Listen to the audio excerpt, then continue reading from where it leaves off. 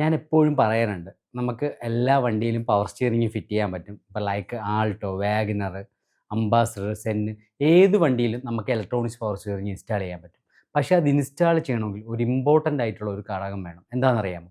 ഒരു പൾസ് വേണം. ഈ പൾസ് ഉണ്ടെങ്കിൽ മാത്രമേ നമുക്ക് പവർ സ്റ്റിയറിംഗിൻ്റെ മോഡ്യൂൾസ് ആക്റ്റീവ് ആക്കാൻ പറ്റത്തുള്ളൂ. അതിൻ്റെ ആക്റ്റീവ് ആവണമെങ്കിൽ അതിനൊരു പൾസ് വേണം. പൾസ് എന്ന് വെച്ചാൽ ലൈക്ക് എഞ്ചിൻ്റെ ആർപിഎമ്മിനെയാണ് നമ്മൾ പൾസ് എന്ന് ഉദ്ദേശിക്കുന്നത്. പക്ഷേ എല്ലാ വണ്ടിയിലും ആ ഒരു ഫ്രീക്വൻസിയിലുള്ള പൾസ് കിട്ടത്തില്ല. അപ്പോൾ പൾസ് ഇല്ലെങ്കിൽ നമുക്ക് എന്ത് പറ്റും? പവർ സ്റ്റിയറിംഗ് ഫിറ്റ് ചെയ്യാൻ പറ്റത്തില്ല. ആ പൾസിൻ്റെ സപ്പോർട്ട് കൂടെ ഉണ്ടെങ്കിൽ ഈ സംഗതി വർക്ക് ചെയ്യത്തുള്ളൂ.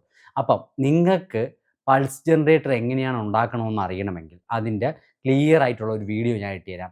എന്തൊക്കെ ഇലക്ട്രോണിക്സ് കോമ്പണൻറ്റ് എങ്ങനെ വെച്ച് ഏത് ചിപ്പിനോട് ചേർത്ത് ജോയിൻ ചെയ്ത് കഴിഞ്ഞാൽ കറക്റ്റ് ഫ്രീക്വൻസി ഉള്ള ഒരു പൾസ് കിട്ടും. അപ്പം നിങ്ങൾക്ക് ആർക്കെങ്കിലും അതിനെക്കുറിച്ച് അറിയണമെങ്കിൽ കമൻറ്റ് ചെയ്തോളി. ഞാനൊരു സൂപ്പർ വീഡിയോ ഇട്ടുതരാം. അതായത് പൾസ് ജനറേറ്റർ എങ്ങനെ ഉണ്ടാക്കാം, അതായത് ഇലക്ട്രോണിക്സ് കോമ്പണൻറ്റ് എന്തൊക്കെ വെച്ച് ഉണ്ടാക്കാം എന്നുള്ളതിനെക്കുറിച്ചുള്ള ഒരു ഡീറ്റെയിൽ വീഡിയോ ഇട്ടുതരാം. അപ്പോൾ അത് നിങ്ങൾക്ക് എല്ലാവർക്കും ഉപകാരപ്പെടുമെന്ന് പ്രതീക്ഷിക്കുന്നു. അപ്പം ആവശ്യമുണ്ടെങ്കിൽ എല്ലാവരും കമൻറ്റ് ചെയ്തോളി. ഞാനപ്പം ഒരു വീഡിയോ ആക്കി റെഡിയാക്കി ഇട്ടേക്കാം. അപ്പോൾ anyway thanks for watching. Thank you very much.